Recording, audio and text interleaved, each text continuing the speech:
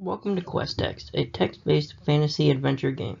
Quest Text is a text-based adventure game that will take the player through a fantasy story. The player will be given a description of their surroundings, and then they will enter a command of what they want to do, such as go around house, where the player will then circle the house and get a new description of what they see. The player will type in commands that would allow them to go in different directions. They'll be able to interact with the environment, such as using keys to unlock doors, opening and closing those doors, picking up items. They'll be able to check their inventory, use those items. They'll otherwise interact with the environment, such as examining for clues as to what to do next.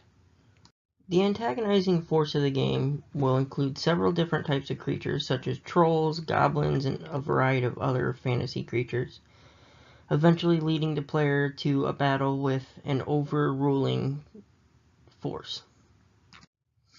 The game is similar to Zork and other Infocom games such as Hitchhiker's Guide to the Galaxy and the Lifeline series of games for mobile devices.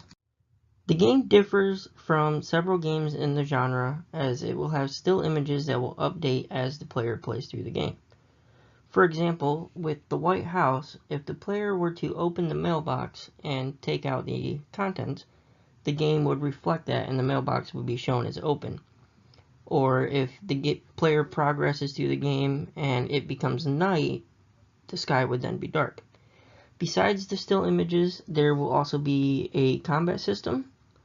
Rather than typing in commands to fight adversaries, the player will be taken to a screen that will show the enemy and the player will have a variety of commands that are preset.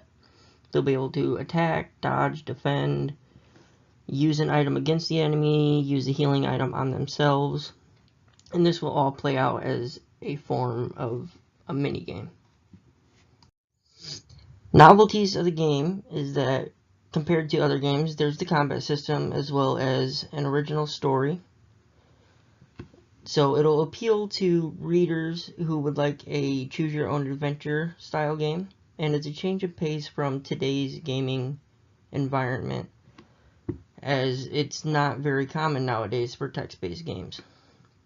Developmental risk for this game would be the number of choices that the player has, such as using items, not using items, and different ways that they can approach puzzles or fights in the game. And with that comes a programming risk as to accommodate all these different things that the player can do. Besides these developmental risks, there's the risk of not knowing whether there's a large market for this style of game.